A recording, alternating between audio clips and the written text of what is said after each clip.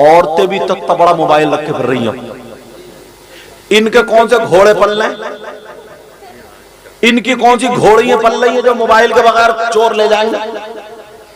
किसकी ट्रेनें चल रही हैं, बसें चल रही हैं, फैक्ट्री चल रही है, कारखाना क्या चल रहा है?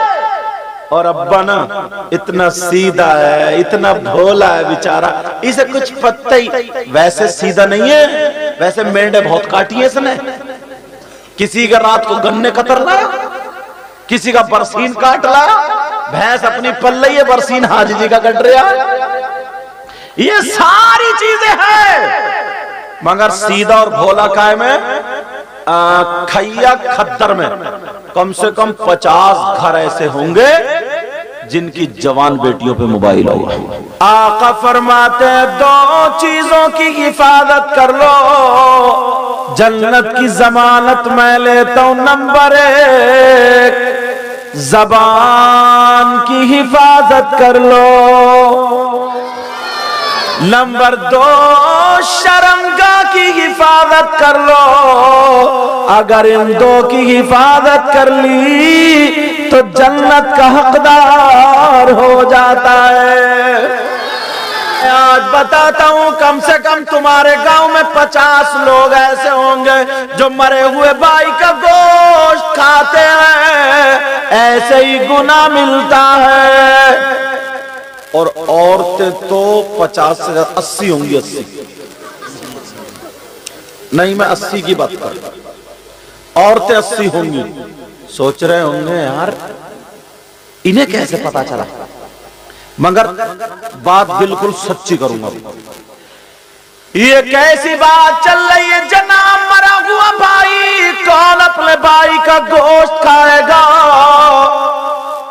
मेरी बात पलटा दोगे, नाजिम साहब की पलटा दोगे, कारी साहब की पलटा दोगे, इन उलमा की पलटा दोगे, सबकी गलत हो सकती है। क्या कुरान पाक गलत हो सकता है? अगर कोई कुरान पाक को गलत माने तो क्या वो इंसान सही हो सकता है? अल्लाह बरकतें अता फरमाए। वो इंसान सही, क्योंकि कुरान का कोई भी लफ्ज गलत नहीं है। तुमने मुझसे वादा किया है तौबा करके जाना होगा। कौन है जो अपने मरे हुए भाई का गोश्त खाता है? कुरान पाक से पूछो, कुरान पाक तू बता, क्या खैया खद्दर में कोई ऐसा है जो मरे हुए भाई का गोश्त खाता है? जरा कुरान सुनो। बिस्मिल्लाहिर्रहमानिर्रहीम। वला यग़तब बअदुकुम बअदा अयुहिब्बु अहदुकुम अन यअकुला लहम अखीहि मैतन फकरिहतुमूह। कुरान पाक की आयत है, साफ तरीके से खुली हुई आयत। पूछ लो, और अगर कोई गलत साबित कर दे तो मुंह मांगा इनाम। अपने घर जा करके इसका तर्जमा देख लेना। कोई मौलाना या मुल्ला नहीं, बल्कि अल्लाह फरमाता है।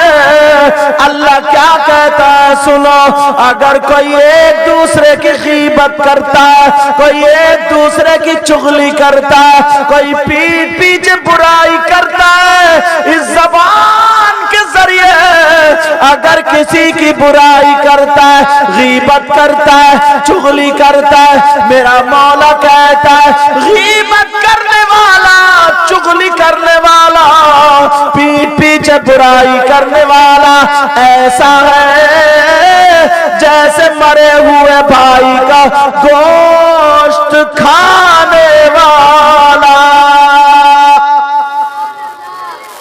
अब अंदाजा लगाओ कितने लोग गीबत करते हैं। 50 मैंने कम बताया, ज्यादा होंगे। औरतें 80 कम बताई, ज्यादा होंगी। अल्लाह का फरमान है ये, गीबत करना ऐसा है जैसे मरे हुए भाई का गोश्त खाना। अल्लाह चौराहे पे बैठे, बैठक में बैठे, इधर आधर बैठे, तेरी गीबत मेरी गीबत, इधर की उधर की गड़बड़। और यहां तो अल्लाह का फजल है, जनाब मैं हिंदुस्तान में घूमता हूँ, कमेटी वालों हिंदुस्तान में घूमता हूँ, अल्लाह का फजल है, कहीं कहीं जलसा होता है ना तो मुसलमान ही बाज इतना बड़ा कमबख्त है, कभी पुलिस को कभी किसी को फोन कर देता है ताकि इनका जलसा खराब हो जाए। जलसा किसका है? किसी के बाप का, रसूल पाक का है हिम्मत जो हश्र में मुंह दिखा लोगे। इस गांव का तो मुझे पता नहीं है क्या हाल, मैं इस वजह से बात कह रहा हूं क्योंकि चैनल वाले मेरी तकरीर कैच करते हैं। अगर कहीं ऐसा हो तो वो अपनी जबान अपने फोन को रोक के रखे। इतना हजरत, इतना जलन, हसद, कीना बगा, एक दूसरे की गीबत करना ऐसा है जैसे मरे हुए भाई का गोश्त खाना। दो औरतें नबी की बारगाह में गई, तंबीहुल गाफिलीन किताब उसमें लिखा है, दो औरतें गई, आका फरमाते तुम दोनों अपने मरे हुए भाई का गोश्त खा करके आई हो। जब इतना कहा तो दोनों कहने लगी आका नहीं खाया है। मेरे नबी जलाल में खड़े हो गए और उनसे कहा खड़ी हो, वहां पर जाकर के हल्क में उंगली डाल के तय करो, अभी दूध का दूध पानी का पानी हो जाएगा। हल्क में उंगली डाल के जब तय किए, अल्लाह अल्लाह, जब पलटी हुई है तो देखा गोश्त की बोटियां और लोथड़े और टुकड़े निकल रहे थे। उन दोनों की चीख निकल गई, कहने लगी आका हमारी माँ पे कुर्बान, हमारे बाप आप पे कुर्बान, हमारी औलाद आप पे कुर्बान, आका सब कुछ हमारा आप पे कुर्बान। हमने गोश्त नहीं खाया था मगर ये बोटियां कहां से आई? नबी बोले मुझे मालूम है, मगर जब तुम घर से चली थी तो किसी की गीबत करती हुई चली थी, और गीबत करना, चुगली करना ऐसा है जैसे मरे हुए भाई का गोश्त खाना। अल्लाह, गीबत करोगे आज के बाद? नहीं करोगे तो हाथ उठाओ और सुनो, हाथ उठाए रहो। तुम्हें अल्लाह और रसूल का वास्ता, अगर नबी के बच्चों से मोहब्बत करते हो और अल्लाह से डर के तौबा की नियत से हाथ उठा रहे हो तो उठाए रहो, और अगर तुम्हारे रस्मी नारे या ऐसे तो रख लेना, और अल्लाह से डर के अगर मोहब्बत उठा रहे हो, अल्लाह से डर के अगर उठा रहे हो तो उठा रहे हो, बोलो या अल्लाह हम अपने गुनाहों से तौबा करते हैं, मौला हमारे गुनाहों को माफ कर दे, आज के बाद किसी की गीबत नहीं करेंगे। रख लो यार, मैं बताऊं पता नहीं क्यों मेरा दिल भर आता है यार। इन बच्चों से पूछो इन्होंने कितनी मेहनत की, चंदा किया, हमारी तारीख के लिए कितने फोन किए। इनसे तो डायरेक्ट बात ही नहीं हुई। अक्का शाहपुर के हाफिज मोहम्मद दानिश जो कलियर शरीफ में रहते हैं, समझे, मुझे लगता है साबिर पाक का करम था, वहां से ये तारीख मैं तुम्हारे यहाँ आया हूँ। तुमने मेरी इतनी खिदमत की, इन बच्चों ने पानी ला के दिया ठंडा, ये गुलाम यासीन नाम है इस बच्चे, ठंडा गरम, हुजूर क्या चाहिए। मैं अब कभी कभी सोचता था यार मैं इस लायक नहीं हूँ, मगर इतनी पूछगछ होती है, मैं तुम्हें हंसा के खिला के कुदा के चला जाऊं, तुम नोट तो इकट्ठे कर लोगे, मगर चाहता ये हूं कि तुम्हें अपने नाना का पैगाम दे करके जाऊं। बोलो सुनना चाह रहे हो? सुनना चाह रहे हो? आज के बाद कभी दीनी काम में किसी भी रुकावट मत डालना, कहीं पर भी, और किसी भाई की ना गीबत मत करना, चुगली मत करना। सारी दुनिया गलत हो सकती है मगर अल्लाह का कलाम गलत। अब सुनो, दूसरा पॉइंट उठाता हूं। अच्छा मेरी बातें समझ में आ रही है? ऐसा तो नहीं है जोश में होश में सब गड़बड़ हो रहा? इम्तिहान ले लूं, फेल तो नहीं हो गए? पक्के में सुनना चाह रहे हो तो फिर हाथ उठाओ, कौन कौन सुनना नहीं चाह रहा है?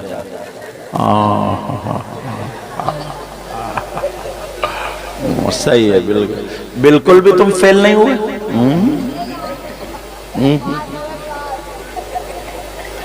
अच्छा आप इन कमेटी वालों ने भी उठा दिया कि हम भी सुनना नहीं चाह रहे।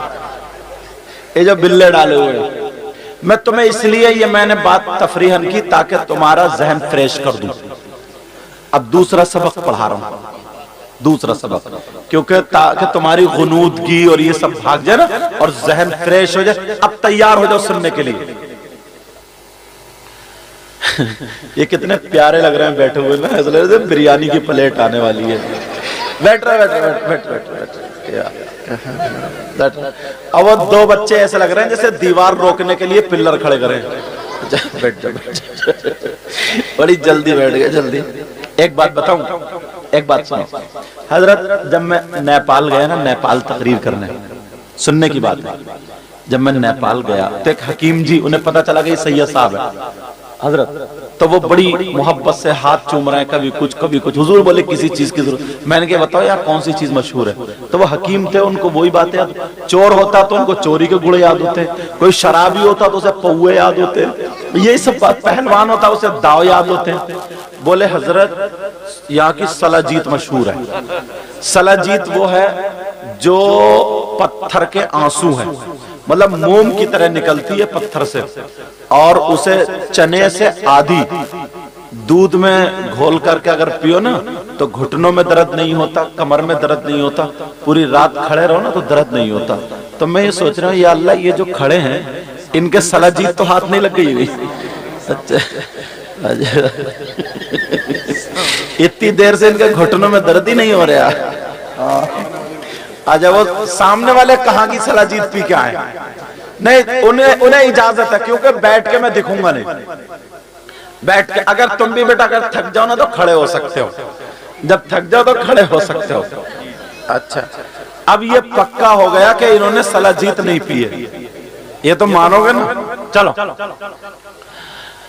दुरूद शरीफ पढ़ें। अल्लाहुम्मा सल्ली अला सय्यिदिना मौलाना मुहम्मद व बारिक वसल्लिम सलातो व सलामुन अलैका या रसूल सल्लम। एक शेर पढ़ता हूं फिर शुरू करता हूं। कौन कहता है, कौन कहता है कि लफ्जों का खजीना लिख दो, कौन कहता है कि लफ्जों का खजीना लिख दो, कौन कहता है,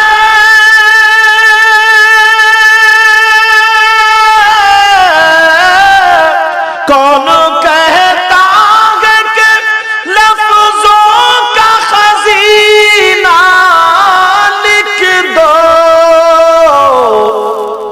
दिल की तख्ती पे मेरी लफ्ज़ मदीना लिख दो, दिल की तख्ती पे मेरी लफ्ज़ मदीना लिख दो। मौत आ जाए अगर गुंबद खज़रा के करीब,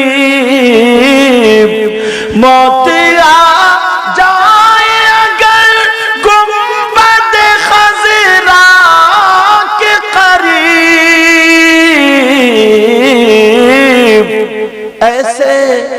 ऐसे मरने को भी तारीख में जीना लिख दो, हाँ जीना लिख दो, दिल की तख्ती पे मेरी लफ्ज़ मदीना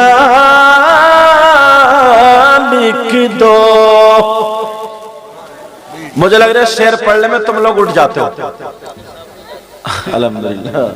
अब तुम लोग बैठ जाओ जल्दी से, अब पैसे मुझे मत दो अभी, जब मैं जाऊं ना तो बाद में मुसाफा कर लियो, और अगर याद ना रहे ना तो सुबह को फजर की नमाज पढ़ने जाओगे इंशाल्लाह तो मस्जिद की गुल्लक में डाल दियो। अब बेटा, और अगर आओ तो आराम से चुपके से, माशाल्लाह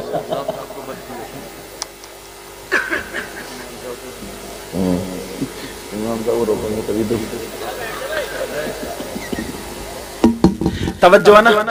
हाँ, अगर किसी को आना तो चुपके से रख के जाओगे, भीड़ में नहीं आओगे उठ के इकट्ठे।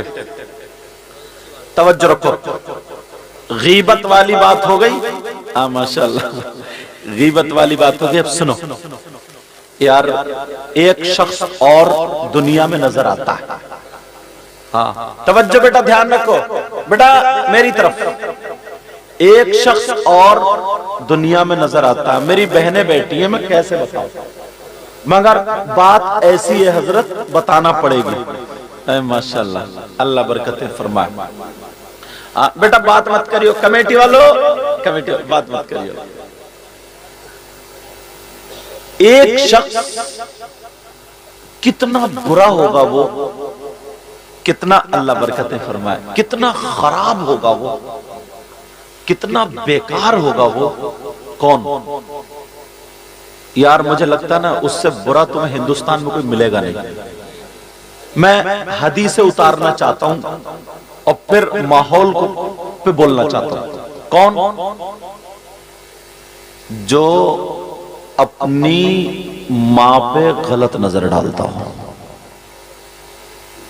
मेरी बात समझ गए? जो जवान, नौजवान, जो शख्स अपनी मां के साथ गलत हरकत करे, मां के साथ मुंह काला करे, मां पे गलत नजर डाले, क्या उससे बुरा भी कोई इंसान हो सकता है? बोला जहन का कितना बड़ा नीच होगा वो यार, कितना खराब होगा यार। यार जब मैंने ना ये हदीस पढ़ी तो सही बता रहा हूं मैं, मुझे लगा ऐसा कि मजमे में इसको बयान करना चाहिए। सुनना चाह रहे? मुझे पता नहीं है तुम्हारे क्या हाल है, आपको पता नहीं है मेरे क्या हाल है, मगर तुम्हें अल्लाह और रसूल का वास्ता, अगर कोई ऐसा हो, पहले मैं हदीस पढ़ूंगा ना तो यार आए थे इस जलसे में, मगर यहां से तौबा करके गए हो ना तो इन बच्चों की मेहनत वसूल हो जाएगी और आका तुमसे राजी हो जाएंगे। और इन उलमा की मौजूदगी में ये बड़ी मेहनतें, बड़ी कम तनख्वाह में मेहनतें करते, कौन इंसान है वो? कितना बुरा होगा, कितना नीच होगा, कितना खराब होगा। सुनना चाह रहे हो? सुनाओ। अगर कोई ऐसा तुम्हारा दोस्त हो, कोई ऐसा मिलने जुलने वाला हो, तो उस तक पैगाम पहुंचाओगे। और ये चैनल वाले ना आते ना, इनसे कि ये फायदा है, समझे? अच्छी अच्छी बातें डाला करें, बुरी बातों को, जैसे कभी कभी झगड़े में, कभी कभी कमेटी वालों में या किसी में लड़ाई झगड़ा हो जाता ना, तो वो बातें ना डाला करें क्योंकि वो दूर तक जाती है। अब किससे पूछेंगे कौन है वो शख्स? किससे पूछना? तो प्रधान जी से नहीं पूछना, इमाम साहब से नहीं पूछना, मौलवी साहब से नहीं पूछना, मुफ्ती साहब से नहीं पूछना, तो फिर किससे पूछोगे? अल्लाह के बाद सबसे अफजल आला हमारे आका है, आका से पूछ लो। ये आका है, जिधर से निकल जाए तो पत्थर इन पे सलातो सलाम पढ़ने लगे, दरख्त इनकी बारगाह में हाजिरी देने लगे। ये आका अगर आसमान की तरफ इशारा कर दे तो डूबा हुआ सूरज पलट आए, चांद की तरफ इशारा कर दे तो चांद दो हिस्सों में बट जाए। आका खैया खद्दर के गयूर मुसलमानों ने, सीधे साधे भोले भालों ने 50-100,000 रुपए चंदा करके बड़ी मेहनत करके जलसा किया। आका जरा बता दे वो शख्स कौन है जो इतना बुरा अपनी माँ के साथ गलत नजर रखने जैसा, माँ के साथ गलत हरकत करने वाला। अब जरा सुनो नबी का फरमान सुनो, आका का फरमान सुनो। जिस नबी का कलमा पढ़ते हो उन्हीं नबी की हदीस सुनो। आका फरमाते हैं तुमने सूद का नाम सुना होगा, तुमने ब्याज का नाम सुना होगा।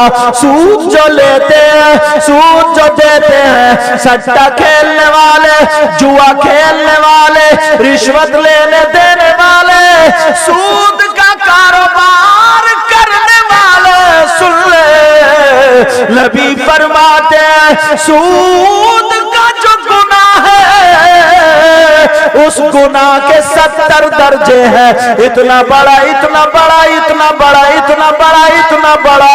सुन लो जरा, तवज्जो से सुन लो। आका फरमाते हैं 70 दर्जों में सबसे छोटा वाला दर्जा ऐसा है जैसे अपनी मां के साथ सगे बेटे का जिना करना।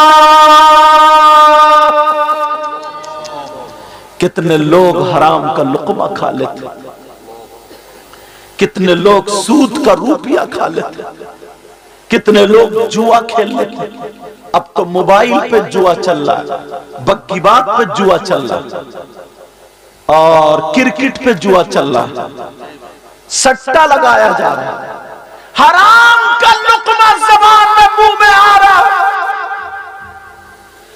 अल्लाह अल्लाह मेरे भाई और मेरी बहनें तो इसमें है ही नहीं। भाइयों सुनो, मैं तुमसे हाथ जोड़ के कह के जाता हूं, तुम्हें गोश्त मिले या ना मिले, बकरा मिले या ना मिले, खाली चटनी से खा लेना, मगर सूद और रूपी, सूद का रूपिया, ब्याज का रूपिया किसी का हक हरगिज़ मत खाना।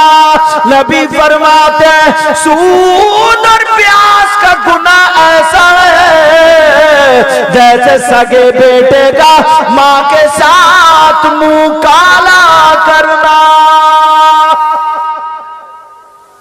5% लोग हैं, या गांव देहात में क्या होता है इन्हें पता नहीं है, मगर ये सूद का आ रहा है। बताओ कैसे? किसी ने 2 एकड़ जमीन ले ली या 1 एकड़ जमीन ले ली, 2 है, इनकी जमीन है, ये ले रहे हैं, इन्होंने इनको 50,000 रुपए दे दिए या 1 लाख या 2 लाख रुपए दे दिए। जब ये जमीन छोड़ेंगे, जब ये पूरे के पूरे पैसे पलटा देंगे, उसको रुपया फिराओ बोलते हैं। समझ रहे मेरी बात? ऐसे जमीन लेते हैं, कुछ ऐसे लेते हैं कि 2 लाख रुपए की ली, लेकिन 3 साल में या 4 साल में पूरे हो जाएंगे, उधर पैसे पूरे हो गए, जमीन छोड़ दी, वो जायज है। या ठेके पे ले ली कि इतना अनाज तुम्हारा, इतना हमारा, ये भी जायज है। मगर इस उस पे लेना कि 2 लाख रुपए दे रहा हूं, उस वक्त तक जमीन नहीं छोड़ूंगा जब तक कि तुम 2 लाख रुपए पूरे ना दो, चाहे 50 साल हो जाए, कितने ही साल हो जाए, वो 2 लाख रुपए देगा तो ये जमीन छोड़ेगा। ये नाजायज और हराम। समझ में आ गई बात? ये नाजायज। गांव वाले इसमें ज्यादा मुलव्विस हो जाते हैं, इसलिए ये मसला मैंने छोड़ा। अल्लाह अल्लाह प्यार, हराम का लुक़मा मुंह में मत आने देना।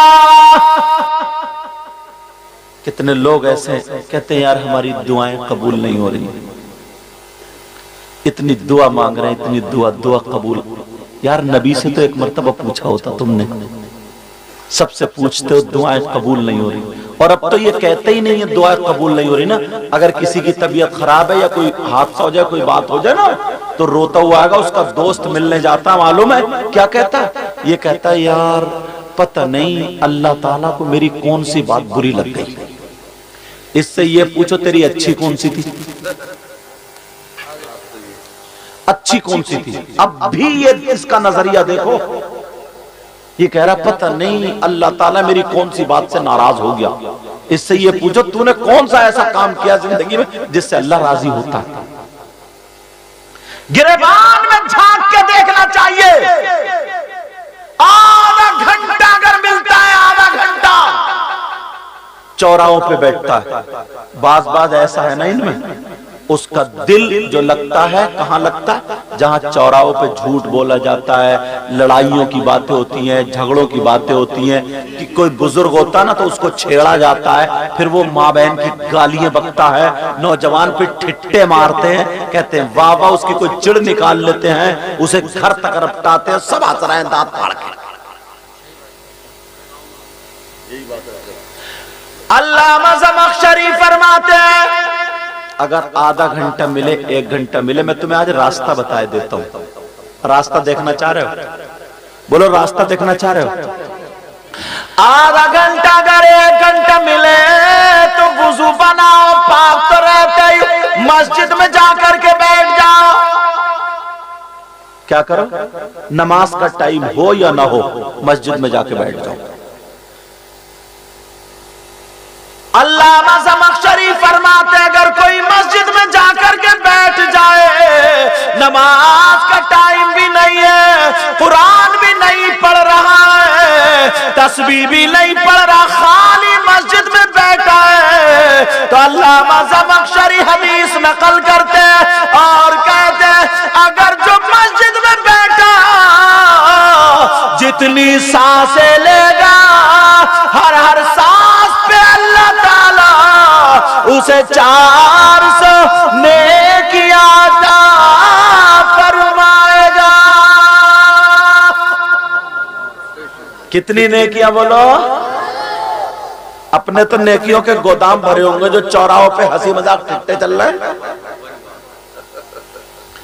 बात का दिल बहुत लगता कि इस प्रधान को जिताओ, इसको हराओ। 500 रुपए में ईमान बेच देता है। पहले मुसलमान था, समोसे इधर वाले प्रधान के खाएगा और वोट इधर डालेगा। सही बता रहे हो मैं? सारे काम छोड़ देगा। कोई प्रधान अच्छा काम कर रहा है, तुम्हारा हक है उसे वोट देके जिता दो, ताकि वो गांव में काम आए और गांव वालों के काम आए और दीन और इस्लाम के काम आए। मैं ये नहीं कहता कि उसको मत जिताओ या हराओ, लड़ाओ, 1 महीना जितना भी इलेक्शन लड़ाओ, मगर ऐसा नहीं है कि जोहर की नमाज छोड़ दो, असर की छोड़ दो, मगरिब की छोड़ दो और घुट्टियों हुई पड़ा और बेचारे प्रधान की मजबूरी है, कौंटलो शक्कर तो मैं पिला गया, समझे? लेकिन दीन को मत छोड़ो। मेरी इतनी बात याद रखो, जो प्रधान तुम्हारे लिए काम करे उसे जिता दो, वो तुम्हारा हक है, तुम जानो, मुझे उस सियासत से कोई मतलब नहीं, मैं तो दीन के रास्ते बताने आया। अल्लामा ज़मख़शरी फरमाते हैं हर सांस पे अल्लाह ताला 400 नेकियां अता फरमाएगा, मगर आधा घंटा मिलेगा ना तो मोबाइल में लग जाएगा। कौन सा ऐसा रिश्तेदार है बेटी का जो अलग बात करने दे दिया? क्यों दिया? व्हाट्सएप चलाएगी कहां, फेसबुक चलाएगी कहां? पता है रात को 11-11 बजे तक चैटिंग हो रही है।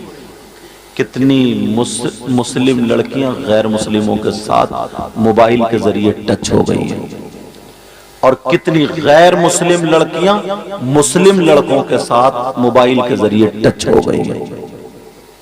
जो लड़की खैया खद्दर से निकल के कभी बाहर नहीं गई, उसे मुरादाबाद में छोड़ दूं घर नहीं मिलेगा, मगर बंबई का फैशन उसके पास है। बाल देख लियो कैसे झटके मारती चलती है, आस्तीन देख लियो कहां तक है, गला चिरौआ देख लियो कहां तक, पहनावा देख लियो कहां तक। वो फिल्में बनाने वाली औरतें, किसने बताया ये ढंग? अब्बा ने, अम्मा ने? नहीं, ये जो मोबाइल दे दिया। कितनी लड़कियां उनकी इज्जत नीलाम हो गई, कितने लड़के बर्बाद हो गए, लफंगे घूम रहे। अच्छा, तुम्हें यही पसंद आई? मालूम भी है सुभान अल्लाह कहां कही जाती है? सीधे बैठो, सीधे सीधे बैठो, तवज्जो रखो जरा मेरी तरफ। अब्बा ने कभी सिखाया होता तो पता चलता। तवज्जो रखो मेरी तरफ। इनको भी ये भी हम ही सिखाएंगे कहां कहना। सुभान अल्लाह। कितने लड़के लफंगे घूम रहे, लफंगे। इनसे पूछो तुम्हारे घर में माँ बेटियां नहीं है, तुम्हारे घर में बहनें नहीं है, शादी हो जाए तो उस जगह पे जाके खड़े होंगे जिधर से औरतों का गुजर होगा, लड़कियों का।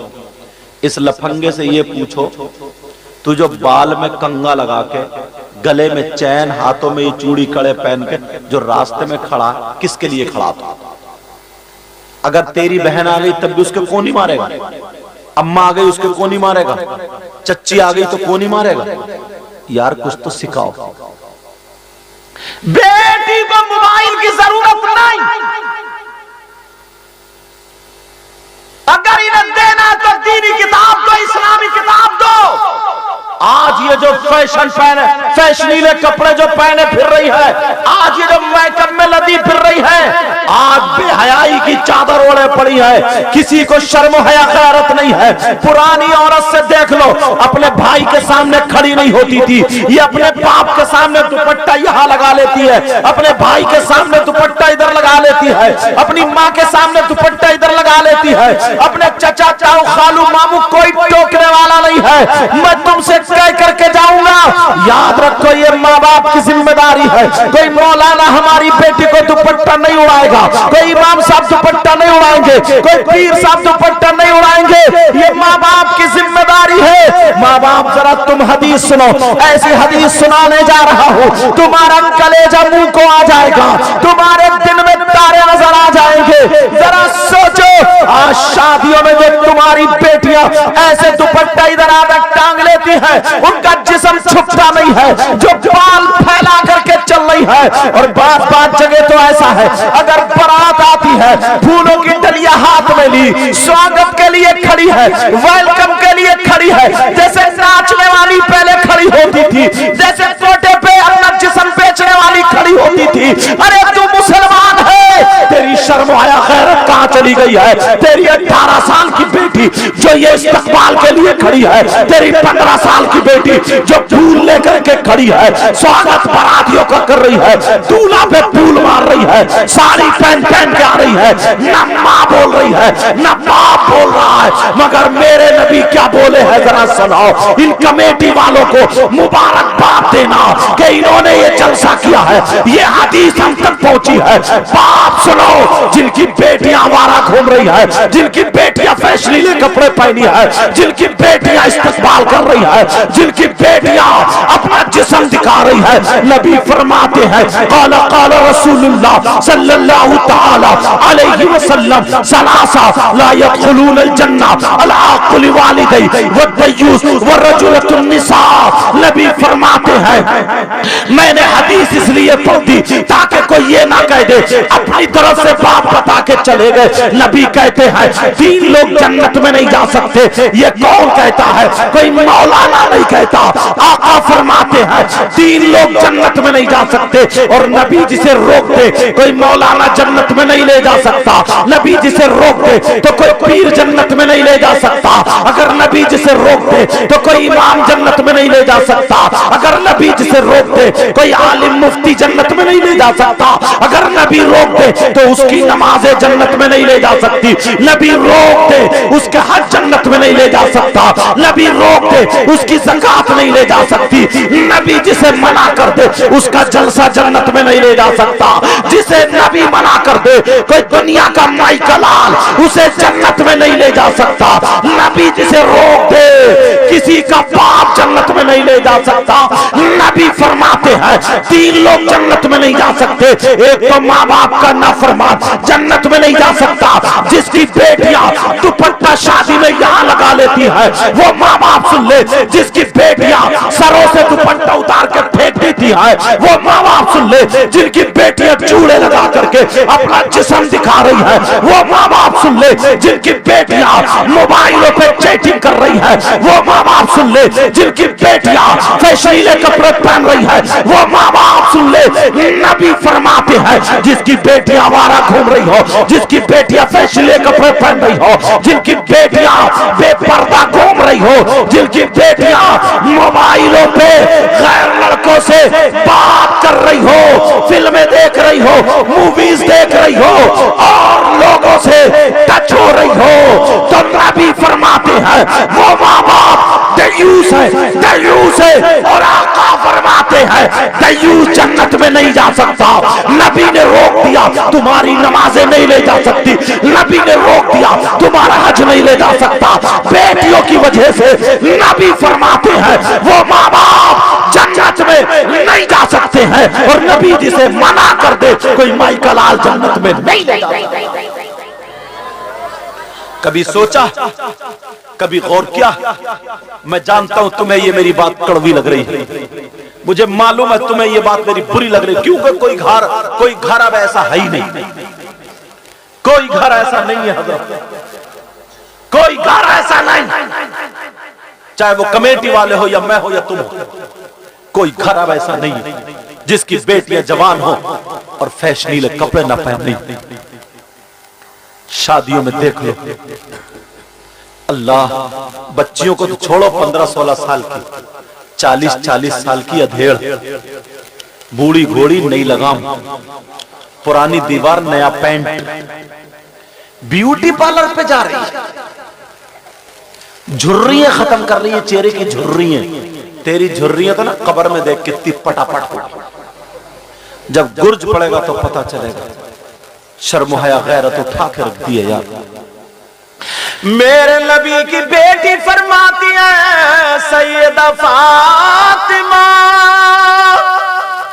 अल्लाह इजाजत हो तो बता दूं, थोड़ा बुरा लग रहा यार। एक बात बताऊं, मैं कहां जाऊं, किसे सुनाऊं? तुम मेरे भाई हो, मैं तुम्हारा भाई हूं। अगर मैं ही तुम्हें ना बताऊं ये बातें, या उलमा ना बताएं, तो क्या हम लोग पंजाबियों को बताएंगे? गैरों में जाएंगे? ये उंगली कटे तो तकलीफ यहां होती है, ये कटे तो यहां होती है, ये कटे तो यहां, ये कटे यहां। आप जानते हो हमें भी तकलीफ होती है। किसी शादी में पहुंच जाओ ना तो यार हमें शर्म आती है। ऐसे खूंटे खड़े होंगे वो चुटले, ऐसा ऐसा पहनावा होगा, बस ऐसे दुपट्टा इधर को फैला के यहाँ पे टांग लेगी और बाल ये फैले हुए और ऐसे चलेगी ऊंची ऊंची एड़ी, लगता पता नहीं क्या बन गया। जैसे सन 2000 के भूत यही आ गया, सन 2024 के। यार लोग, मुसलमान की बेटी थी ना, यहूदियों और ईसाइयों का तरीका आ गया। नबी की बेटी फरमाती है, तो सुन लो मेरी बहनों, सुन लो, जो लड़कियां दुपट्टा नहीं ओढ़ती हैं, जो लड़कियां सर पे दुपट्टा नहीं रखती हैं, जरा वो भी सुन ले। नबी की बेटी फरमाती है, औरत के पास सबसे ज्यादा कीमती चीज उसका सोना चांदी नहीं होता, सबसे ज्यादा कीमती चीज उसके पास रुपये पैसे नहीं होते, सबसे ज्यादा कीमती चीज उसके पास दौलत नहीं होती है। लड़की के पास, औरत के पास, खातून के पास सबसे ज्यादा कीमती चीज अगर होती है तो वो उसकी इज्जत है, शर्म हया गैरत है, सबसे ज्यादा कीमती। मेरी बहन, अगर अल्लाह नाराज हो गया और अल्लाह ने अजाब नाजिल उतार दिया, तो जो तू चेहरा ना ब्यूटी पार्लर पे बनवा के रेगमाल से रगड़वा के आ रही है ना, इतने दाने कर सकता है, चेहरा बिगड़ भी सकता है।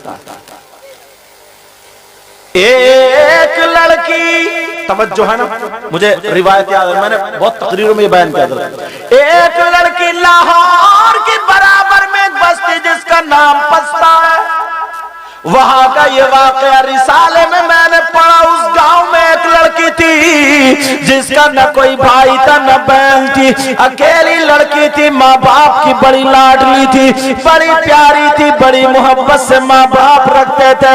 मगर लड़की की एक आदत गलत थी। पहले तो वो नमाज पढ़ा करती थी, कुरान की तिलावत किया करती थी, बहुत अच्छी लड़की थी, मगर एक आदत गलत थी। वो आदत क्या थी? अपनी माँ का कहना नहीं मानती थी। अगर उसकी माँ कुछ बोलती थी तो वो माँ को चुड़िया दिया करती थी, माँ की तरफ को जबान निकालती थी, मुंह टेढ़ा करके बोलती थी। वो लड़की, उसकी दोस्त जो थी, सहेली थी, वो भी बिगड़ी हुई थी। अब जरा इसका वाकया सुनो मेरी बहनों, मोबाइल चलाने वाली हो बच्चियों या बच्चों, लड़कों सुनो, कान में एयरफोन लगा करके तुम्हें अजान का पता नहीं है, तुम्हें नमाज का पता नहीं है, माँ बाप का पता नहीं है। वो लड़की जो लाहौर के करीब रहने वाली थी। जुमे का दिन था,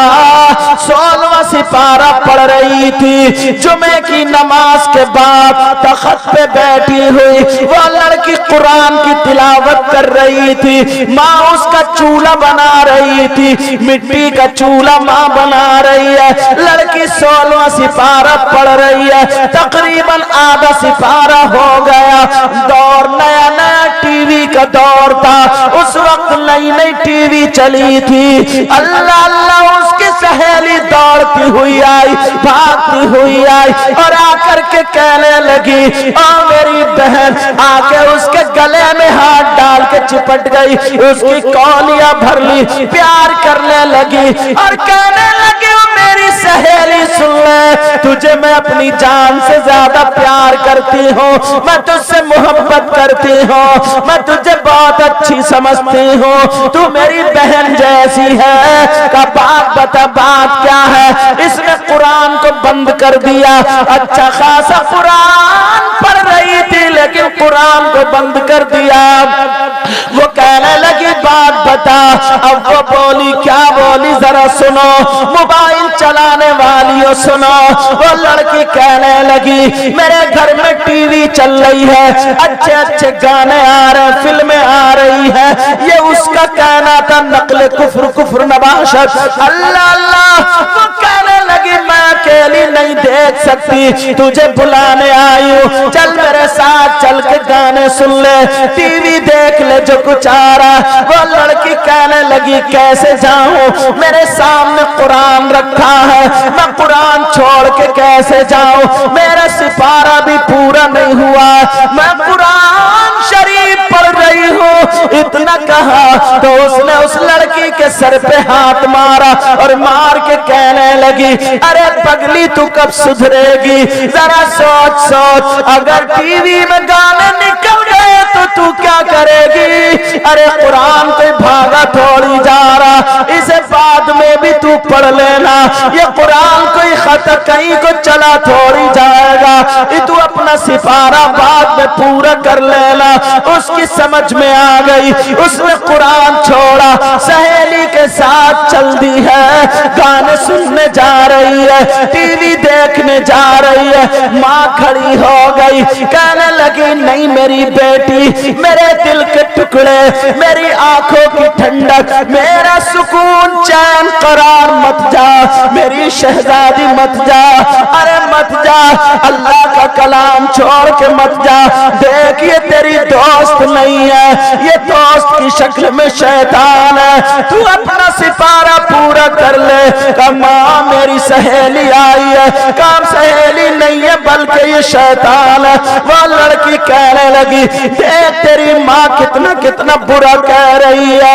उसने कहा, अगर मेरी माँ ऐसा कह देती तो चप्पल से मुंह तोड़ देती। अब ये लड़की बिगड़ गई, कहने लगी, और माँ जरा देख, तू देख मेरी सहेली को कितना बुरा कह रही है, माँ तू सुधर जा। लड़की ने माँ का कहना नहीं माना और टीवी देखने चली गई। अल्लाह, कितनी बच्चियां ऐसी हैं जो अपनी माँ का कहना नहीं मानती। 14-14, 15-15 साल की लड़कियां अगर माँ कुछ कह देना तो माँ की तरफ को आंखें निकालती, गर्दन टेढ़ी करती। अगर इनके मतलब की चुटिया ना हो, इनके मतलब का जूड़ा ना हो, इनके मतलब का मेकअप ना हो, इनके मतलब के फैशनीले कपड़े ना मिले तो ये खाना नहीं खाती। माँ को जलील करती है। तवज्जो है ना? माँ को परेशान करती है। माँ कहती रही, मेरी बेटी मत जा, मेरे लाल मत जा, मेरे दिल के टुकड़े मत जा। उसने माँ को आंखें दिखाई और मुंह चुड़ाई और चली गई। उस लड़की ने जो देखना था देखा, टीवी में जो भी आ रहा, और देखने के बाद जब आई, लेकिन अल्लाह नाराज हो चुका था, मेरा मौला गजब में आ गया था। अल्लाह ने कहा, तू कुरान को छोड़ के गई है, अपनी माँ का कहना नहीं माना। मेरी बच्चियों, तुम्हें अल्लाह और रसूल का वास्ता, अपने इन भाइयों को, कमेटी वालों को दुआएं देना और कभी अपनी माँ का कहना मत टालना। तुम्हारी माँ कभी नहीं चाहेगी मेरी बेटी गलत हो जाए। अगर तुम्हें डांटे, तुम्हें झिड़के, यहां तक कि तुम्हें खूब डांटे, तब भी तुम माँ की नाफरमानी मत करना। कभी ऐसा मत करना कि तुम अपनी माँ का कहना ना मानो, हमेशा अपनी माँ का कहना मानना। वो लड़की वहां से आ गई। अब उसने सोचा कि कुरान पाक में पूरा कर लूं। सिपारा जो बचा था, बात समझ में आ रही है ना? हाथ उठा के अल्हम्दुलिल्लाह बोलियो। देखो अल्हम्दुलिल्लाह, माशाअल्लाह, रख लो। वो लड़की कुरान पाक पूरा कर लूं। अल्लाह, उस लड़की ने आकर के तख्त पे बैठी और मां रोती रह गई। मां का कहना नहीं सुना। मां दुआएं कर रही थी, ऐ अल्लाह मेरी बेटी से नाराज मत हो जाना, ये भी नादान छोटी बच्ची है। मगर अल्लाह गज़ब में आ गया। अल्लाह ने कहा अब मैं तुझे कुरान को हाथ लगाने नहीं दूंगा। वह लड़की तख्त पे आकर के बैठी, चलो अपना सिपारा पूरा कर लो, जो बचा था उसे पढ़ लो। कुरान पे हाथ लगाने वाली थी। जैसे ही कुरान पे हाथ लगाने वाली थी, अल्लाह ने रहल के नीचे से एक खूंखार छिपकली पैदा फरमा दी। ऐसी छिपकली जो निकली उस लड़की की पेशानी पे चिपट गई और लड़की को काटने लगी, लड़की को डसने लगी, लड़की चीखने लगी, चिल्लाने लगी और कहने लगी माँ मुझे बचा लो, माँ मुझे बचा लो, माँ मुझे ये छिपकली खाए ले रही है, माँ बचा लो। अभी इसने माँ का कहना नहीं माना था, इसने माँ को रुला दिया था। माँ की आंखें लाल हो गई थी, माँ को मुंह चुड़ा के गई थी, माँ को गुस्सा दिला के गई थी। माँ अंदर कोने में बैठी हुई थी, बेटी से अभी बोल नहीं रही थी। मगर इतने में जब चीख की आवाज आई, माँ मुझे बचा लो, माँ मुझे बचा लो। अरे माँ का दिल बड़ा नरम होता है, माँ बड़ी नरम दिल की होती है, माँ बड़े प्यारे दिल की होती है। माँ मुझे बचा लो जब इतना कहा तो वो लड़की की चीख सुनी, लम्मा कोने से निकल के फौरन बाहर आ गई। कहा मेरी बेटी क्या बात है? अभी नाराज थी मगर बेटी के चीख पे आ गई। कहा माँ बोली मेरे लाल क्या बात है? कहने लगी माँ मुझे छिपकली चिपट गई है, माँ मुझे छिपकली खाए ले रही है, माँ मुझे ये छिपकली परेशान कर रही है, माँ मुझे जहर चढ़ा रही है। जब इतना कहना था, माँ ने देखा मेरी बेटी परेशान है। माँ ने चिमटा लिया और लेकर के बेटी के पास चली गई। कहा मेरे लाल घबराना मत, तेरी माँ जिंदा है। अरे तेरी माँ सारी मुसीबतें ले लेगी। आज ये माँ अपनी बेटी के लिए तड़प रही है। ओ मेरी बच्ची तू कैसी है? तेरी माँ घर में चीखती रहे, चिल्लाती रहे, मगर तू सुन के नहीं देती है, तू अपनी माँ का कहना नहीं मानती है। आज इस कैया खत्तर की बच्चियों सुनो, ये जलसा सुनने के बाद आज से तुम्हें अपनी माँ का कहना मानना होगा। अगर माँ कहे बेटी ऐसे कपड़े मत पहन, तू हरगिज मत पहनना, बेटी उस जगह मत जाना, हरगिज मत जाना। अगर बेटी के माँ कहे बेटी तू दुपट्टा ओढ़ ले, तो तू दुपट्टा ओढ़ लेना, अपनी माँ का कहना मानना। अरे तू अपनी माँ के पाँव दबा देना, तू अपनी माँ के सर में तेल डालना, तू अपनी माँ के सर में कंघी करना, तू अपने माँ के सर के जुए बीन देना। अगर तू ये काम करेगी, तेरी माँ तुझे सीने से लगा के ऐसी दुआएं देगी। नबी फरमाते हैं दुआ उल वालिदैन अल औलादिहिमा का दुआ इन नबी की अल उम्मती ही। नबी फरमाते हैं माँ बाप की दुआ औलाद के हक में ऐसी होती है जैसे मुझ मोहम्मद की दुआ मेरी उम्मत के हक में होती है। अल्लाह कितनी बच्चियां आज ऐसी, आज तुम आई हो मेरी बच्चियों, इन अपने भाइयों को दुआएं देना और हर साल तुम ये जलसा करना ताकि तुम्हारे गांव में बहारें आ जाए। बेटा कुछ लोग ऐसे होंगे जो तुम्हारी टांगे खींचेंगे, अगर अभी नहीं है तो आगे हो जाएंगे, क्योंकि दीन के काम में टांगे खींचने वाले लोग आ जाते हैं, और वो भी हमारे तुम्हारे भाई होंगे। मगर सब्र करना, तुम गाली मत देना, और तुमसे हाथ जोड़ के कहता हूँ दीन काम में कभी भी रखना मत डालना, कभी टांग मत खींचना। प्यारो, अगर नबी नाराज हो गए ना तो सब कुछ बर्बाद हो जाएगा। वो लड़की चीख रही है, चिल्ला रही है, सुन लो बच्चियों, वो लड़की चीख रही है, चिल्ला रही है, कह रही है माँ मुझे बचा लो, माँ मुझे बचा लो। जब इतना का माँ चिमटा लेकर के आ गई और कहने लगी मेरी बेटी परेशान मत हो, मैं आ गई हूँ, देख तेरी माँ आ गई है। अरे माँ जलाल में आ जाती है और चिमटा लेके आ गई, बेटी की छिपकली छुड़ाने आ जाती है।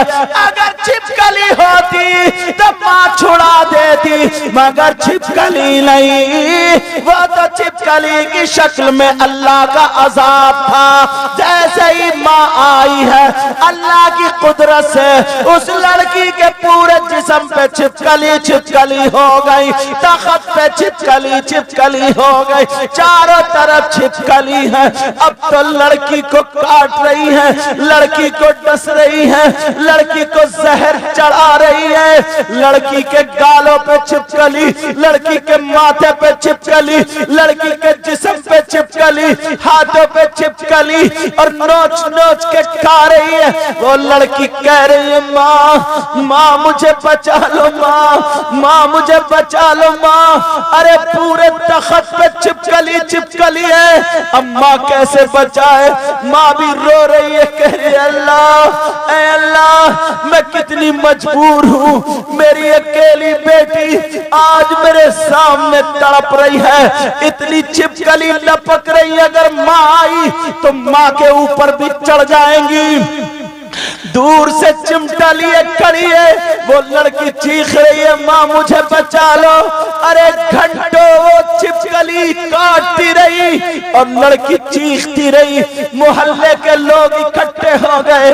अब कह रही है भैया मुझे बचा लो, चाचा मुझे बचा लो, मामा मुझे बचा लो, खालू मुझे बचा लो, छिपकली मुझे खा रही है। मगर किसी की हिम्मत नहीं है कि कौन छिपकलियों को उतार दे।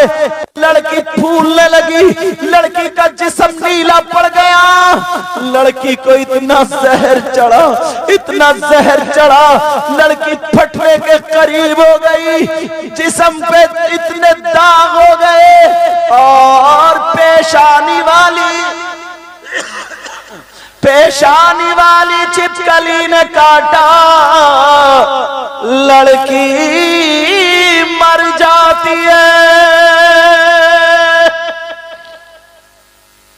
तुम्हें क्या पता है कैसी कैसी इस्लाम की तारीख गुजरी है। हम पढ़ते हैं, हमें मालूम है।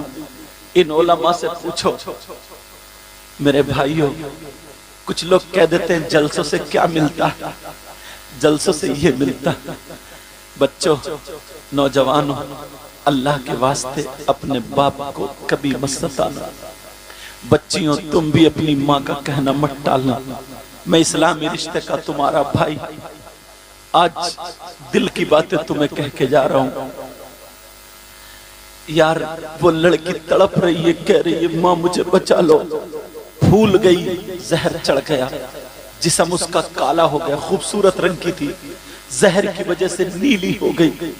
वो लड़की जब फूली फटने के करीब हुई, उस छिपकली ने काटा तो लड़की मर जाती, लड़की का इंतकाल हो गया। सबकी आंखों में आंसू हैं, मगर लड़की के जनाजे पे छिपकली नहीं उतर रही है, लड़की के तख्त से छिपकली नहीं उतर रही है। इमाम साहब आ गए, जिस इमाम की लोग बुराई करते हैं वही इमाम आ गया, जिसके सीने में कुरान है वही इमाम आ गया। अल्लाह अल्लाह इमाम की लोग बुराई करते हैं, मगर इमाम जैसे ही आया कहा क्या बात है, तो बताया ऐसे ऐसे मामला है। इमाम समझ गए कि इन पे अल्लाह का अजाब है। कहीं से टीवी की आवाज आने लगी, कहीं से गानों की आवाज आने लगी। जब आवाज आई तो छिपकली गायब हो जाती है, आवाज खत्म हुई तो फिर छिपकली मौजूद हो जाती है। लोगों ने कहा इसके जनाजे पे टीवी चला दो। अल्लाह अल्लाह, मुसलमान की बेटी, वहां पे कुरान पढ़ा जाता, मगर मुसलमान की बेटी के जनाजे पे आज टीवी चल रही है, आज गाने हो रहे हैं। मेरे भाइयों, मेरी बच्चियों और बच्चों, माँ बाप का कहना कभी मत टालना। अब वो लड़की के जनाजे पर टीवी चल रही है, गाने चल रहे हैं, तो छिपकली गायब हो जाती है। टीवी और गानों के सहारे उस लड़की को गुस्ल दिया गया, कफन पहनाया जाता है। जैसे ही कफन पहनाया, टीवी हटाई तो फिर छिपकली आ जाती है। लोगों ने कहा टीवी रख दो, उस लड़की का जनाजा टीवी के साथ जा रहा है। अरे कलमा शरीफ पढ़ा जाता, कलमा शहादत पढ़ा जाता, लोग उसके लिए दुआएं करते, मगर उस लड़की ने अपनी माँ का कहना नहीं माना और कुरान को छोड़ के सहेली के साथ चली गई। अगर तुम सहेली के साथ जाओ और तुम्हारी माँ तुम्हें रोके तो मेरी बच्चियों, माँ का कहना कभी मत डालना, अपनी माँ को राजी रखना। बाज बाज माँ डांटती है, मगर वो दिल की बड़ी अच्छी होती है, बड़ी प्यारी होती है। तुम्हें हक नहीं है कि पलट के उसको जवाब दे दो। अल्लाह अल्लाह, वो माँ बाप है।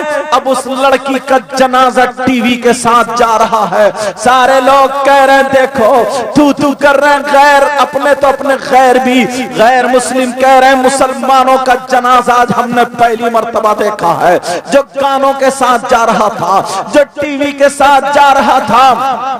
कब्रिस्तान लेकर के पहुंच जाते हैं, जैसे ही कब्रिस्तान में पहुंचे हैं, टीवी हटाई, चलो कब्र में उतार दो। जैसे ही टीवी हटाई, छिपकली फिर आ जाती है। जल्दी से टीवी रखी, छिपकली गायब हो जाती है। अल्लाह अल्लाह, टीवी के साथ उस लड़की को दफन कर दिया जाता है। अरे मुसलमान की बच्ची है, उसकी कब्र में अहदनामा रखा जाता, उसकी कब्र में बेरी की लकड़ी जो है वो पड़ के रखी जाती। उसकी कब्र के सरहाने, उसकी कब्र के सरहाने सूरह बकर की शुरू आखिरी आयतें पढ़ी जाती, 35 को भी आखिरी आयतें पढ़ी जाती। ये मुसलमानों की बच्ची का मामला है, मगर आज टीवी के साथ उसको दफन कर दिया गया है। मेरी बहनों भाइयों सुनो, सारे लोग देख रहे हैं, जल्दी से मिट्टी दे करके वापस आए। 40-50 कदम वापस चले थे, एक धमाका होता है, कब्र फटी, टीवी के टुकड़े होकर के बाहर गिरती है। लोग जब गए तो फिर देखा तो कब्र बंद हो जाती है। सारे लोग जाकर के सो जाते हैं, लेकिन माँ को नींद नहीं आ रही है। माँ रो रही है अपने शौहर के सामने, मेरी अकेली बेटी थी चली गई, मेरी बेटी से अल्लाह नाराज हो गया, उसने मेरा कहना नहीं माना, अल्लाह ताला का अज़ाब नाजिल हो गया। ये कहते कहते बाप ने पानी पिलाया, दोनों बीबी से कहा कि तुम लेट जाओ, खुद भी लेट गए एक तरफ को। जैसे ही बीबी सोई तो वो लड़की ख्वाब में आ जाती है, जिसका इंतकाल हुआ था। वो लड़की माँ के ख्वाब में आ गई और कहने लगी, माँ मैं मरी नहीं हूँ, माँ मैं जिंदा हूँ, माँ मुझे निकाल लो, माँ मेरी कब्र में सांप और बिच्छुओं का बिस्तर है, माँ मेरी कब्र में आग का बिछौना है, माँ मुझे निकाल लो, माँ छिपकली ने काटा था, मैं बेहोश हो गई थी, माँ मैं मरी नहीं हूँ, माँ मैं जिंदा हूँ, माँ मुझे बहुत अजाब हो रहा, जल्दी से कब्र से निकाल लो, माँ मुझे सांप लिपटे हैं, माँ मुझे बिच्छू लिपटे हैं। माँ चीखी, माँ की आँख खुली तो माँ पसीने पसीने हो गई। माँ की चीख निकल गई, शौहर की आंख खुली, क्या बात है? कहा मेरी लड़की जिंदा है, मेरी लड़की मरी नहीं है, मेरी लड़की बेहोश हो गई थी। कहा बात बताओ, बात क्या है? कहा मैंने ऐसे ऐसे ख्वाब देखा। कहा नहीं नहीं, मैंने देखा लड़की मर चुकी है, पूरे गांव ने देखा लड़की मर चुकी थी। तेरी बेटी पसंदीदा, तुझसे प्यार, तू उससे प्यार करती थी, इकलौती बेटी थी, वही ख्याल ख्वाब में बदल गया। आ मेरे पास लेट जा। दोनों मियां बीबी बराबर में लेटे। अब वो लड़की बाप के ख्वाब में आ गई। अब्बा मुझे निकाल लो, मेरे अब्बा मुझे यहाँ मत छोड़ो, अब्बा मुझे सांप काट रहे, अब्बा मुझे बिच्छू लिपटे हैं, मेरे बाबा जानी मुझे निकाल लो, मेरी कब्र में आग है, आग मेरे जिस्म में भर दी गई है। ऐ अब्बा मैं परेशान हूँ, मरी नहीं हूँ, जिंदा हूँ, कब्र खोलो, निकाल लो। बाप की आंख खुली, बाप भी पसीने पसीने। तो इमाम साहब को बताया, इमाम साहब के ख्वाब में भी आ गई, सारे नमाजियों हाजियों के ख्वाब में आ गई। 7 दिन गुजर गए, लोगों की नींद हराम हो गई। सारे लोगों ने कहा चलो, वैसे भी तो मर ही रहे, चलो देखते हैं कब्र में लड़की जिंदा है या मर चुकी है। अल्लाह अल्लाह, जब कब्र खोलने के लिए गए, पूरा गांव चला गया। और लड़कियां सुन लो, जो तुम अपनी माँ का कहना नहीं मानती हो, आज अपने इस भाई की तकरीर सुन के जाना और माँ का कहना हरगिज मत टालना। अगर तेरी माँ नाराज हो, जा अपने घर जाके माँ के हाथ चूम लेना, पाँव पकड़ के कह देना माँ मुझे माफ कर दे, माँ मुझे माफ कर दे। अगर माँ ने माफ कर दिया तो अल्लाह ताला राजी हो जाएगा। अल्लाह अल्लाह सुनो, अब वो लड़की की कब्र खोलने के लिए जब गए, इमाम साहब भी पहुंचते हैं। इमाम साहब ने 4 आदमियों का इंतखाब किया जो सबसे ज्यादा निडर थे, ना डरने वाले थे। उनका जब इंतखाब किया, अल्लाह अल्लाह, जैसे ही कब्र खोली 4 आदमियों ने, ओ मेरे भाइयों सुन लो, जैसे ही कब्र खोली और जब कब्र खोल करके देखा तो वो लड़की कब्र में जिंदा बैठी थी। अरे जिंदा तो थी, मगर थी किस हाल में? सांप और बिच्छू चिपटे पड़े थे।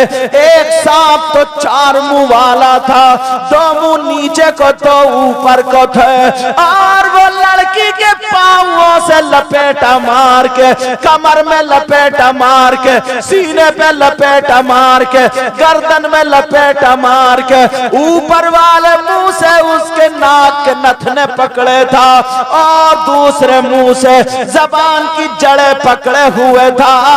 और नीचे वाले मुंह से, नीचे वाला मुंह यहाँ पर अपने पांव, उस लड़की के पांव पे यहाँ पर लगाए हुए था, दूसरा मुंह दूसरे पांव पे लगाए हुए था। लड़की तड़प रही थी जैसे बिजली का करंट लग गया हो। लोगों ने जब देखा तो लोगों की चीखें निकल गई, कुछ औरतें भाग छूटी, अरे कुछ बेहोश हो जाते हैं। मगर यही इमाम जिसकी लोग बुराई करते हैं, इस इमाम की चीख तो नहीं निकली मगर आंखों में आंसू आ गए।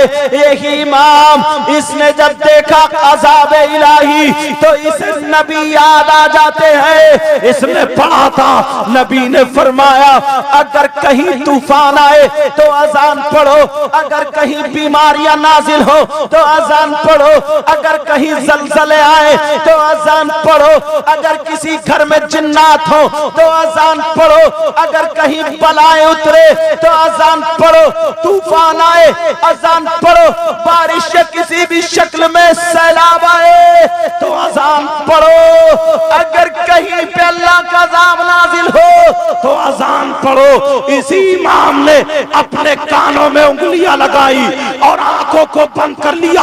आंखों को बंद करने के बाद पूरी ताकत से अल्लाहु अकबर, अल्लाहु अकबर पढ़ना शुरू कर दिया।